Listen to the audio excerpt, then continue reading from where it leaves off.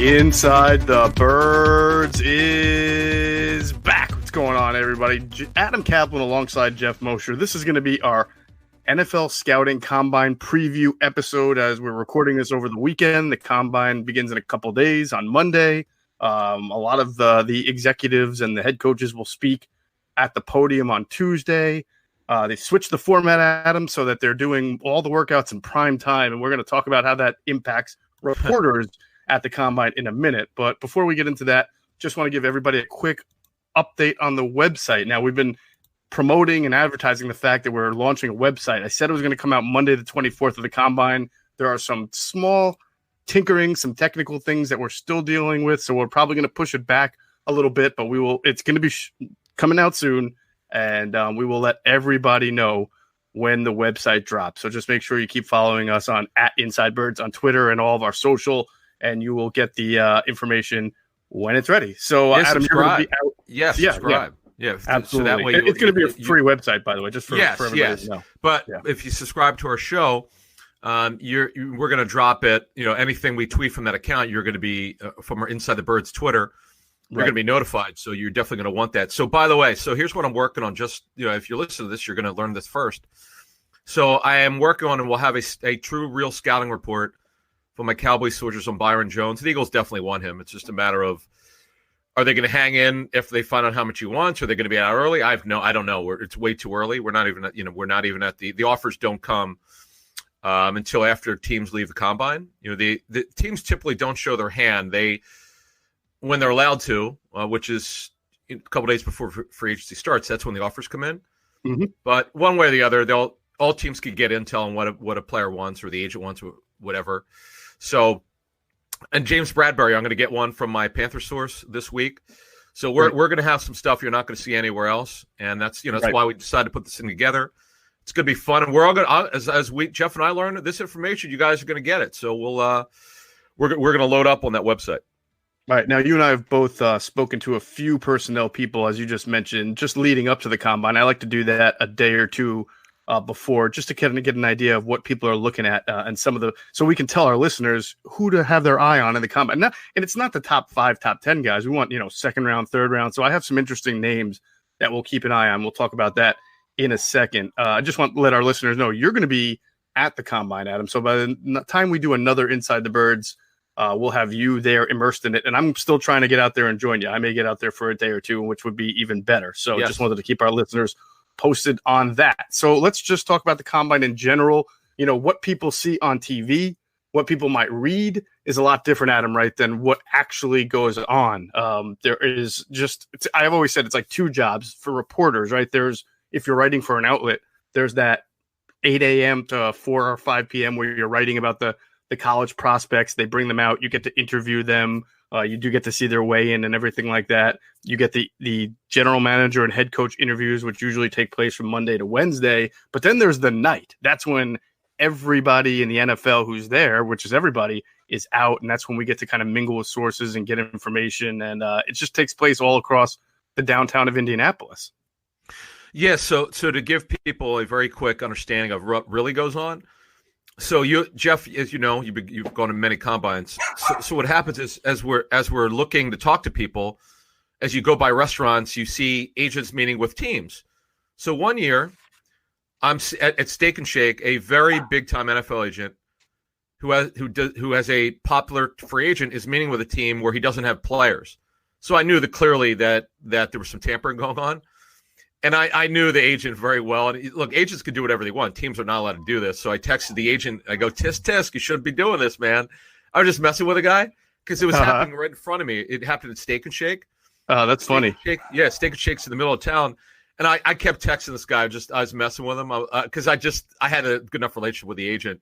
And I knew exactly what was going on. And the player that the guy had. I mean, when you have one of the top 5 players when you have one of the top 5 players for free agency, it's not a secret who the team wants. But this is the reason why I brought up is these are the kind of things that go on. The teams, most teams tamper. That's just the way it is. Mm-hmm. But the funny thing is they don't always talk money. They just want to see where the guy is. Right. What does the player want to go back? Where are you at with the team that he's on now? And do we have a chance? That's all. I'm glad you brought that up because tampering. it's a little bit of a change, right? Because before they implemented the 3-day window that we now have in free agency, there were a lot of numbers exchanged. There were a lot of contracts that were basically agreed to in, the back rooms of Indianapolis bars and restaurants. But now you get a lot of agents say it's more about, are you in or are you not in? Do you want this guy? Do you not want that guy? And then they use that 3-day window a little more. But you're right. They're still tampering. It's just not to the extent that it used to be. Let's talk about the new format, though, because now workouts are going to be in prime time for everybody to see, whereas they used to be earlier in the day. So if you wanted to catch up with a scouting director or a GM or anybody in a personnel chain that you have a good relationship with, you might meet for dinner or after dinner or drink somewhere. But now these guys are actually going to be in the arena watching the guys do their 40s and do their workouts and getting poked and prodded and all that until 11 o'clock at night. Yeah, it's hard. Yeah, because there's a dinner that I have with people Friday night and Saturday night at the Combine, usually every year, and these guys are going to be watching the workouts. So I have to figure out what my strategy is going to be. It's funny you bring this up. So, but to give our listeners an idea, the two most important things, and really more of an inside talk here, very quickly. The reason why they have the Combine, they want two things out of this. Yes, you want the workouts, but you want to be able to get these interviews. These are incredibly important. You could see the Carson Wentz Combine interview. You could on YouTube. It's on there. I don't know why they released it. I'm so glad they did because it's so great. Where Reich, Peterson, DeFilippo are running the Combine interview with Carson Wentz, and they literally bring him to the board. Yep. You hear him talk about it, and this is exactly what goes on. So you have that interview with the player, and then you get all the medical testing. And every year, Geoff, there are a couple guys who get medically red flagged, which teams didn't know about. They might have found a kidney problem. Right. I know some agents who had players who wound up not getting drafted because they found something on medically. So this is a very important time. And then they also have the Combine recheck, where a player, they find something, he may get surgery, and then some weeks later he goes back to Indy for the Combine recheck to see where he's at medically. Right. Now, I'm glad you brought that up. To me, if you ask people what they get most out of the Combine, it's not the 40s, it's not the bench press, it's not, the great physique that someone like DK Metcalf has. It's the medicals and it's the interviews. And by the way, I was told by a personnel person that interviews are now from 15 minutes to 18 minutes. They've added 3 minutes to interview times. Yeah. So that's good. Now, of course, that's 3 more minutes to find some really ridiculous teams that are going to ask some crazy questions about people's backgrounds that become, headlines every year. But nonetheless, I think most people will tell you the more time you can get with these guys, the more information you can get, the better off you are. So it'll be interesting to see and hear how much that extra time, even just 3 minutes, helps these executives look for and what you're getting what they're looking for. And then the other thing is, and the Eagles do this a lot. They're one of the teams that they may ask a player for a pay cut, or they might want to restructure. So I recall when the Eagles, actually they did this with Jason Peters at the Senior Bowl a couple years ago. They wanted to extend his contract, but this is their first offer was not great. It was a lot of injury guarantees. So he turned it down immediately, and he decided he was going to play I think it's maybe 2017.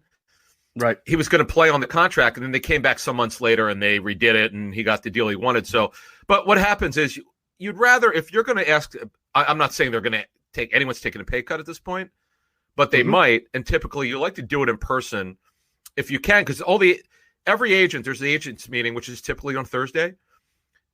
It's, the agent's going to be there, and you get in front of them. So if you're going to have to ask someone to take a pay cut, and let's say it's a popular player, or you also, if you want to extend someone's contract, you get the ball rolling there as well. Yeah, well, let's get into that because I wanted to speak about that. Normally, this would be, I'm glad you brought that up, a time where Howie and his staff really get to work on the in-house free agents, or not, I shouldn't say free agents, it's the in-house 3-year veterans who, for the first time in their career, can have their contract extended. It used to be 2, and the Eagles kind of abused that rule, so they changed it to 3 years now.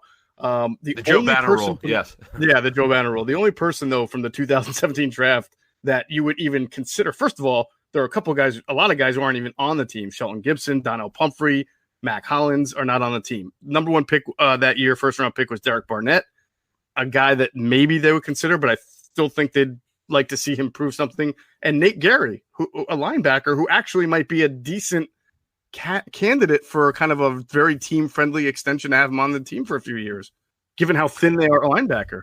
Yeah, Nate Gary is. Look, we could criticize him all he wants, but they're one of their starting linebackers. He goes into the offseason absolutely as a starter. He has developed. I'll give them that. I would argue from people with greatest tape how really good he is, but that one worked. If they really wanted to, they could extend Duke Riley's contract.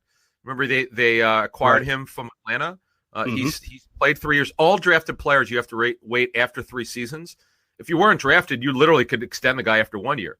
Now, Corey Clement, who's a restricted free agent, the Eagles have to make a decision on him. They don't have a lot of decisions. As I noted a couple weeks ago, Crayvon LeBlanc has a small roster bonus due in March, and if they decline it, he'll become a free agent. But I mean, Rasul Douglas is not a guy. Yeah. He would be eligible. Sidney Jones has a lot to prove. He may not be on the team. So it really speaks to the fact that this was not right now looking like a very good draft for the Eagles. So they have to hope that, and again, with Derek Barnett, maybe now is a good time to get him on a team-friendly deal because he's been hurt and because he hasn't really produced, double-digit sacks or anything. But if they believe in him, they may want to try to wrap him up. But I still think, and I'll get your opinion in a second, that they would like to see because they have the 5th-year option on him. They would like to see a little bit more this coming year before they do any kind of negotiations. Well, yeah, I would think. I'm sure they will roll. They have till May 2nd to roll his option over. I'm sure they'll roll it over because it's only guaranteed for injury now. By the way, the new CBA, I was going to say the new CBA might change that, right? Well, it is. Yeah, in fact, they'll be fully guaranteed instead of injury guaranteed. That's a big difference. By the way, quickly, this CBA offer from the owners, the negotiation between both parties, is way better than it was in the 11 CBA for the players. It's not perfect. There are certainly things. The minimum cash spend still is a real problem. With the league is getting away with not having to redo it every year or every 2 years. But there's a lot of good, especially the increase in minimum base salaries. But getting back to their free agents, look, the 17 draft certainly looks very average, not great. 18 looks extremely promising despite the few picks they have. And 19, it's way too early to have any idea. But Barnett, I would, before we move on here, I would personally, if you and I were running this show, I'd like to see more out of him. I would not. I would wait another year. He has ability, he flashes, but I want to see more consistency. That's where I would be with Derek Barnett. I completely agree with you, and you can use that extra year option as your friend because you have this 4th year here to really get an idea of what he's going to be. Let's transition because we're going to have a lot more about the prospects during and after. Right now, everybody's about to go and convene in Indianapolis, but I do want to say, in speaking to a two people. I wanted to get an idea for where the strength is of this year's draft going into the combine, and certainly wide receiver. It's good news for the Eagles. The top 3 positions I was told that were strongest this year so far are wide receiver, offensive tackle, and defensive tackle. And I say that's good news for the Eagles because certainly at wide receiver and defensive tackle are areas that you and I have talked about. Wide receiver is a critical need, and defensive tackle is something you and I have spoken about finding somebody who's young and developmental, to get in there. So that's good news for the Eagles. I specifically asked if this wide receiver draft was as good as the one from, I think, 6 years ago that produced Mike Evans and Odell Beckham and Brandon Cooks and Sammy Watkins, that incredible first-round draft. And what I was told was it's comparable from a first-round standpoint. It may not be as deep as that year because if you remember, there were some guys that were going in the 2nd and 3rd and 4th rounds that were really, really good players. But certainly first 2 rounds, you're going to get a guy, and speed receiver is the number one thing in this draft. And I think that sounds great if you're an Eagles fan. Yeah. And look, they're picking in the 20s, early 20s. The top 3 guys, they're not going to have a shot at Lamb, Judy, or Ruggs. It's just not going to happen. And I know we got a question about this. Receiver is real deep. You know what's interesting? I don't know if you realize this. You know who Jalen Reagor is? I'm glad. I actually have him written down, and I was going to bring him up to you. His dad. Jalen Reagor is the son of former Eagles defensive tackle Monte Reagor. He played at Texas Christian. This is a big combine for him, Adam, specifically. And I asked about this because he has great speed. He has great quickness. He can play inside or outside. He was inconsistent because of his numbers 2 years ago were better because last year they had bad quarterback play. But the big question about him is the consistency with his hands. So when you're watching Jalen Reagor, right, in these drills, that drill where the wide receiver runs these routes and then they either getting multiple quarterbacks throwing to him or just the one where one-on-one. Yeah. Watch how well he tracks the ball and catches the ball with his hands, because that's big for the Eagles and what they'll be looking at. We will. Yeah, we will. So he's a guy that I need to get more clarification about where these guys are going to go. But Shenault, Ayuk, Reagor, these are the guys that are going to be available to the Eagles. It just we obviously no one knows how they have them graded this early. Sean Jefferson's kid, who's really talented. KJ Hamler is one of my favorite receivers for the draft. Now, he's more of a slot receiver, but he is an extreme vertical slot. Well, here's the thing. I asked about that. You're right. Yeah. He is a slot because that's how Penn State uses their offense. Yeah. They like the big physical guys. But I asked if KJ Hamler could play the outside in the NFL, and they believe he can. It'll be a little bit difficult because that's where you face your press coverage, and he's only 185 pounds. But Deshaun and Hollywood Brown have been able to do it, so it is kind of a question about KJ going into this pre-draft process. Yeah, and the other thing is the ACL from high school's got to check out. I've done a lot of work on him. He's probably the receiver I've done the most work on. He's going to go anywhere from early 20s to 40, that area. It's just a matter of how do you feel about him, as we just talked about, where you line him up. And remember, we're in February here. We're very early in the draft process from our standpoint. We're going to we haven't had the workouts yet. They do matter. The interesting thing is this receiver position. If guys they think are going to run in the low 4.2s run in the 4.5s, how much is that going to matter? This stuff does matter. It shouldn't matter as much as it does, but the smart teams know what these players are and aren't. Right. And they don't do anything drastic here. All right. Another guy I want people, Eagles fans specifically, to keep their eye on, right? There's always a small school prospect who goes to the combine and just become, either Senior Bowl or combine and blows it up and does a great job, right? Well, this year, because we know the Eagles need a safety, there's a kid named Kyle Duggar from, I hope I pronounced this college right, Lenoir-Rhyne in North Carolina. Correct. It's okay. I was afraid it was like Lenoir-Rhyne or something like that. All right, Lenoir-Rhyne. He's expected to test well. He's one of the better safety prospects in the draft, and keep your eye on him because that's the type of guy. He's a big kid, right? Yeah. He's big, but he can run. He's not. Well, you got to be able to run, because the Eagles particularly do not need another box safety. Right. They need a guy who could cover and could roam. But it's for the Eagles, and obviously free agency plays just a little bit. But for the long term, they've got to figure out the picture of cornerback and receiver. They've got to come out of the draft, including free agency, knowing where they're going to be lined up at receiver and safety for a long time. Because with the uncertainty of Jenkins, if he doesn't get what he wants, he says he's not showing up. Rodney McLeod, I doubt that he comes back. Nothing's set in stone with Rodney yet, but I just don't get the sense that that's where they're going to go. I expect a younger player there. If Rodney does come back, Geoff, it would be because they haven't found that younger player that they want. Rodney's a great guy, but he is. That'd be kind of disappointing. You're looking to get if he had to come back, yeah. But you're looking to get younger. Right. Antoine Winfield Jr. You might remember his dad, Antoine, who played for the Vikings. Well, if anybody watched the Minnesota Penn State game this year, he single-handedly wrecked Penn State's offense. So I immediately put him on my chart.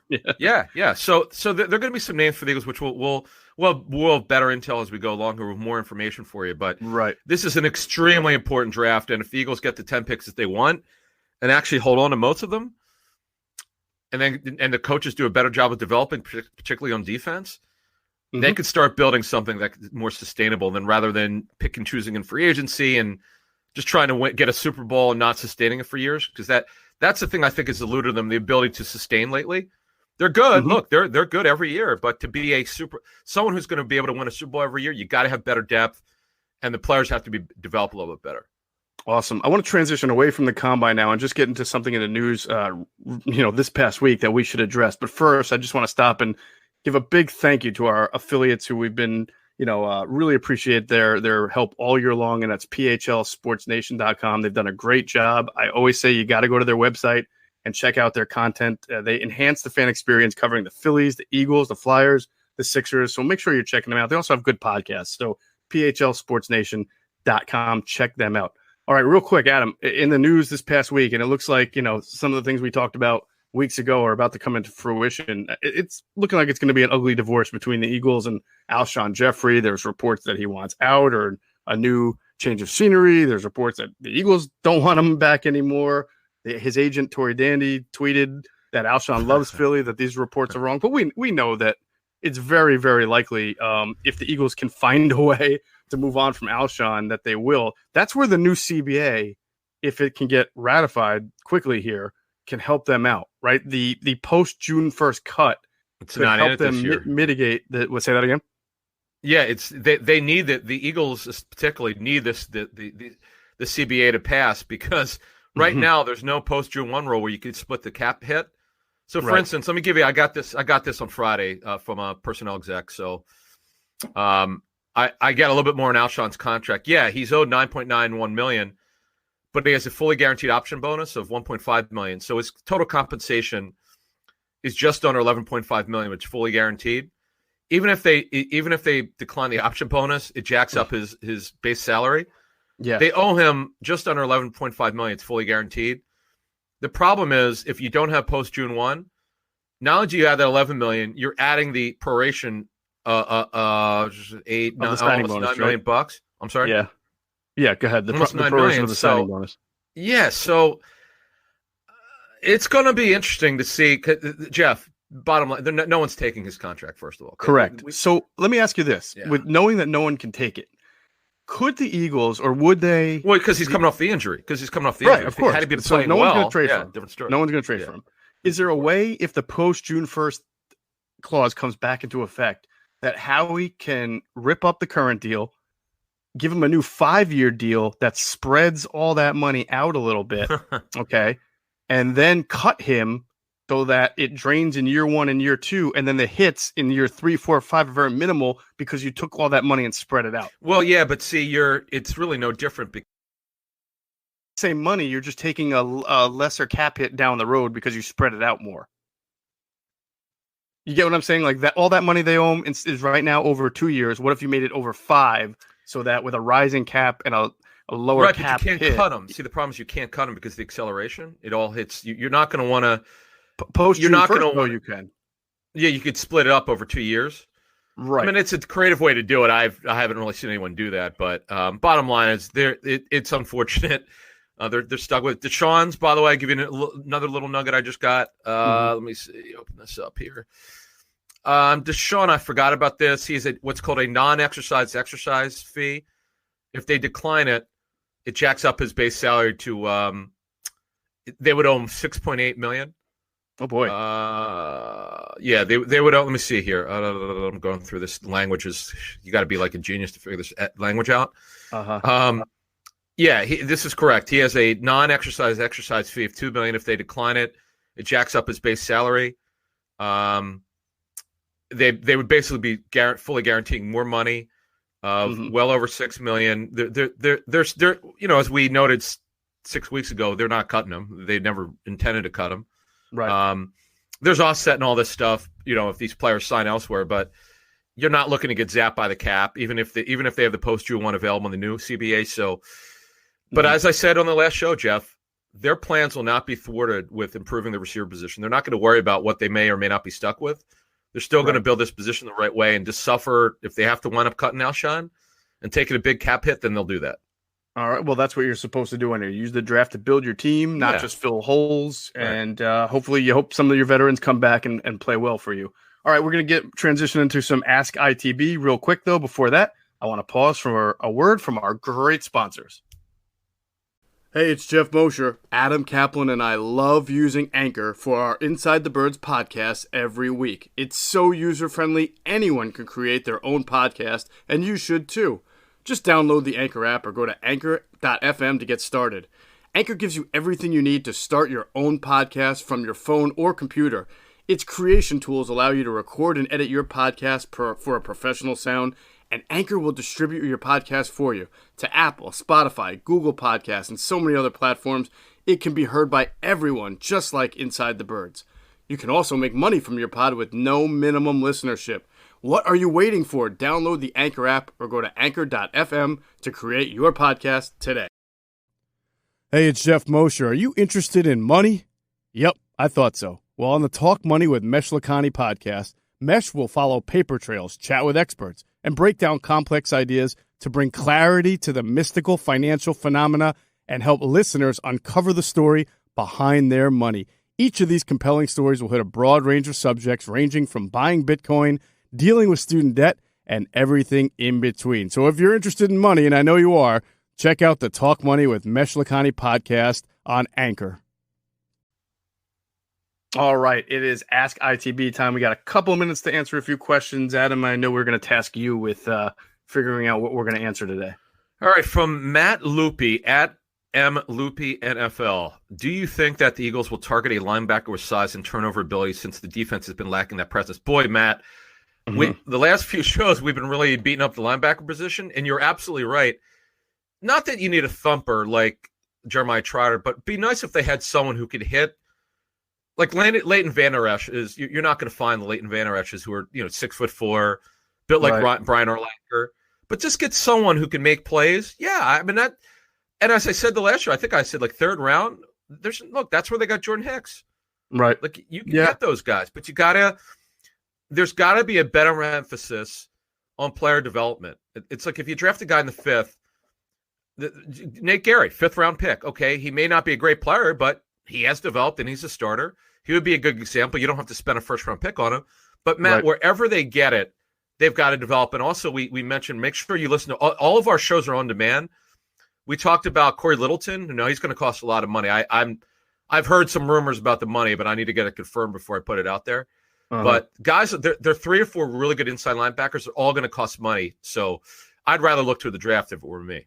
Yeah, and I'll add to that. It's hard to find linebackers who are good at who are playmaking linebackers. Sometimes that's dependent on your scheme. For example, Michael Kendricks was a playmaking linebacker at Cal when they drafted him. He had a lot of sacks, forced fumbles, things of that nature. But when he came here to Philadelphia, they didn't always use him, especially in the Jim Schwartz era. Billy Davis actually unleashed him a little bit more as a pass rusher. So when you're not used in the capabilities in which you once caused, a disruption or playmaking, then it's hard to bring that out. I just think for this team, because sometimes they only play 1 or 2 linebackers for most of the game, just get a guy who can run, get a guy who can cover, make a play. The whole turnover thing tends to come in bunches. So I just get good talent. That to get guys who can run sideline to sideline is what I would like to see. Speed. Another good. This is a great question, man. This is a good detailed question from West P on Twitter, WLW_MRL. Given the Birds 3 kinds of receivers on the field, if you think JJ is the box out guy, yes. And Deshaun is the speed guy, yes, for now. Do you need to go slot in the draft? Or are we going to need speed? Do you really trust Greg Ward? This is a great question, Geoff. I would say this. They need 2 outside receivers. They need 2 guys on the outside. Greg Ward's strictly a slot. JJ Aguilar won't be back. JJ is on the outside, but because he just was so far back of where they thought he'd be, he'll be on the team, but I just don't know where he fits in. So what I'm doing, I'm adding a minimum of 2 receivers through draft and free agency who are going to be able to start on the outside, whether it's DeMarcus Robinson.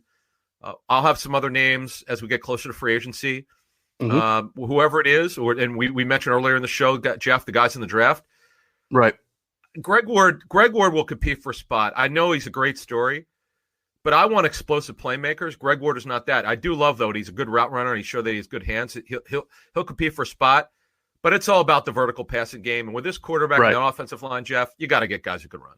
Yeah, you definitely need guys. I do think they need perimeter weaponry. It would be great if they could find a receiver who is versatile enough to make plays on both the outside and the inside. Jeremy Maclin has done that for them in the past, and there are receivers. You mentioned DeMarcus Robinson who can play inside and outside. So we'll see if the Eagles can get somebody like that. We got time for one more question, Adam. Yeah, this is an interesting question. I've asked the league about this at Dave Hibbard, at the Dave Hibbard. Can you guys briefly explain how and why teams get compensatory draft picks, please? You know why, Dave? Man. Dave, yeah, this is a great question, and I've asked people in the league. They all have different opinions, but they want teams that lose players in free agency to be able the ability to get draft picks back, to be able to rebuild their team. The formula is very convoluted. I used to track this stuff like crazy for years, right? And then because they keep moving up the deadline, because they keep moving it up when they're going to announce it, because what they used to do is just announce it right at the draft, right before the draft. Mm-hmm. Then they moved it to the owners' meetings. Now we're going to find out. I think the next 10 days, something like that. I believe we're going to find out. So, but Dave, to sum it up, I really believe it's because they want teams to be able to recruit players. But here's the problem that it's created. You have teams like the Bengals, and I know it's for a fact because they've told agents this, that they'll tell the teams. Some teams will tell them, "Hey, look, we'd rather get a compensatory pick back. So this free agent you have from another team, we're not going to bring those guys in because this is going to hurt our net gain and net loss."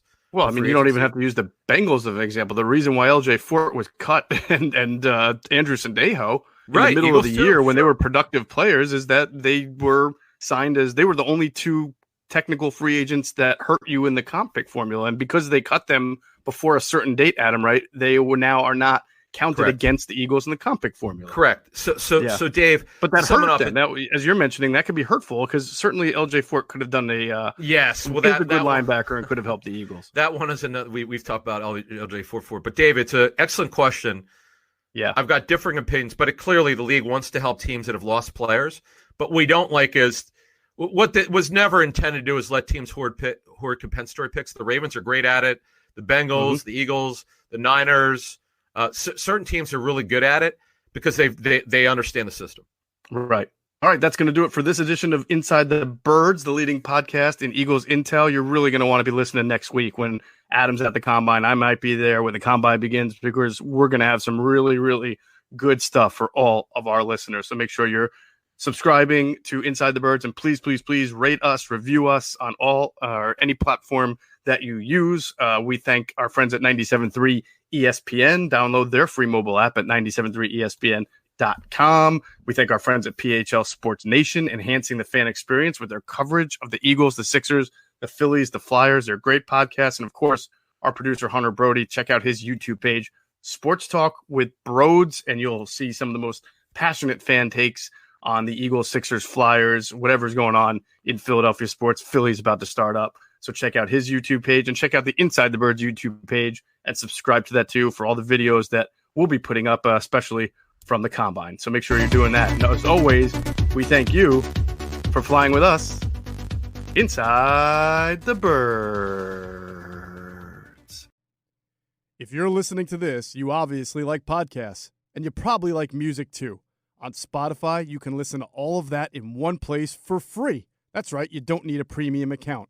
On Spotify, you can follow your favorite podcast so you never miss an episode. You can download episodes to listen to offline wherever you are. You can easily share what you're listening to with your friends via Spotify's integrations with social media platforms like Instagram. Spotify has a huge catalog of podcasts on every topic, including the one you're listening to right now. Just search for Inside the Birds on the Spotify app or browse podcasts in the Your Library tab. And follow me, Geoff Mosher, so you never miss an episode of Inside the Birds. Spotify is the world's leading music streaming service, and now it can be your go-to for podcasts too.